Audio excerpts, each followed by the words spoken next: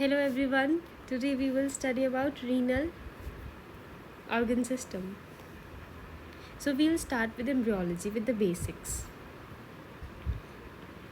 Kidney embryology.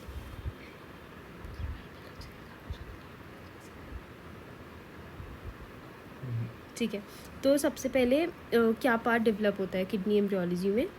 The first part which develops is pronephros, then mesonephros, then metanephros. There are three parts of kidney.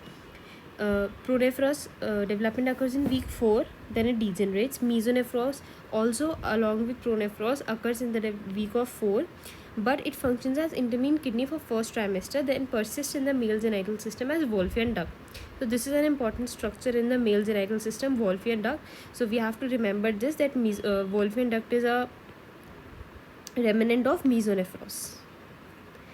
Wolffian duct हमें पता है, it develops the internal genitalia of male. And what is responsible for female internal genitalia, that also we will study. No, I want this. What is responsible for female genitalia? It is Mullerian duct. Okay, that is an extra information. So pronephros, it degenerates. Mesonephros, it works as Wolffian duct. Then comes metanephros. This is permanent because this leads to the development of our adult kidney. It appears in first week, in week 5. These two will appear in week 4. This will appear in इसके बाद in 5th week. And it nephrogenesis, that means formation of adult kidney, is completed by the week 36 of gestation, almost till the end. So what are the things that forms from metanephros? See, this is pronephros, it's get degenerated. This is mesonephros, it leads to the development of Wolffian duct. And this is metanephros. Metanephros पढ़ा कर लो जब ये पढ़ा रहे हैं. Side में भी तो है ना, अच्छा, ये है ना सामान ऐसे. सो मेटानेफ्रोस में से क्या क्या बनता है? Ureteric bud, metanephric mesenchyme, and इन दोनों के बीच का कनेक्शन, इन दोनों के बीच का interaction. So this is ureteric bud and this is mesenchyme.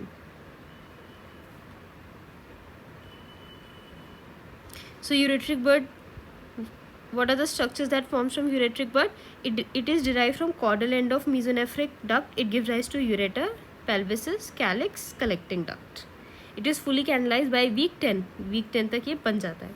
Then comes metanephric mesenchyme. ureteric bud इसके साथ interact करती है और क्या होता है फिर होता है डिफ्रेंसिएशन, और क्या होता है, ग्लोमेरुलस बनता है से लेके डीसीटी तक. तो ग्लोमेरुलस से डीसीटी तक कौन बनाता है? मेटानेफ्रिक मीजेनकाइम. और जो आपका कलेक्टिंग डक्ट है वो बनाती है यूरेट्रिक बड. प्लस जो पेल्विक एलिसियल सिस्टम है किडनी का, वो भी यही बनाती है. स्पेलिंग रॉन्ग हो गई.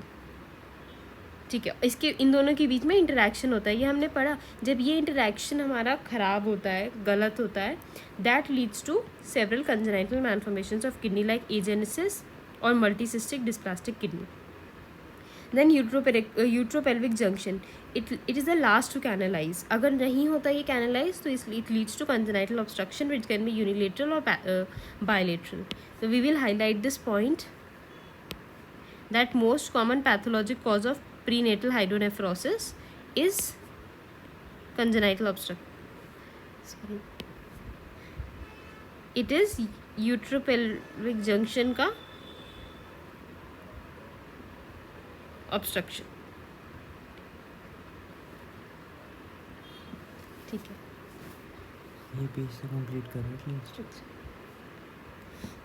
Then comes Potter sequence. What is Potter sequence? It is an important, a very important part of pediatrics. इसमें क्या होता है? Potter sequence, it can be detected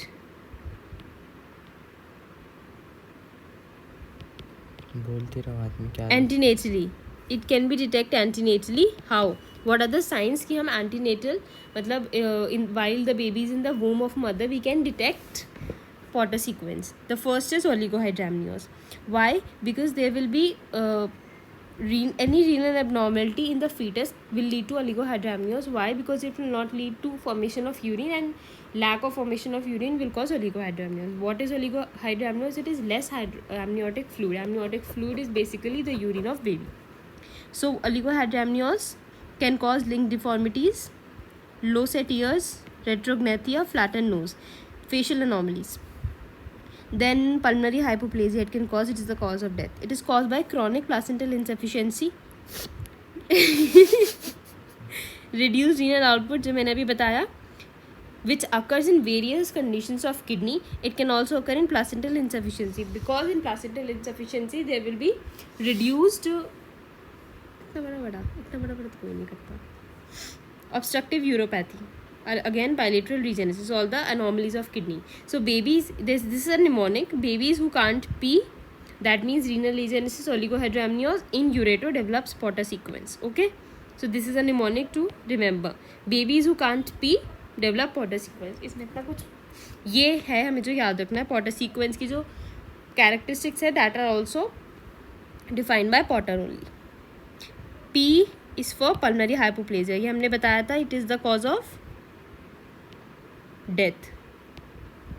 Pulmonary hypoplasia. O से एक ही चीज़ होती है, oligohydramnios.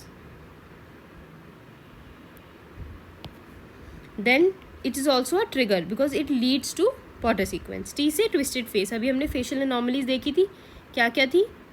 Retrognathia, low set ears, then twisted skin, then extreme limb deformities हमने देखी थी, वो किसकी वजह से होती है? ओलिगोहाइड्रामनियोस की वजह से.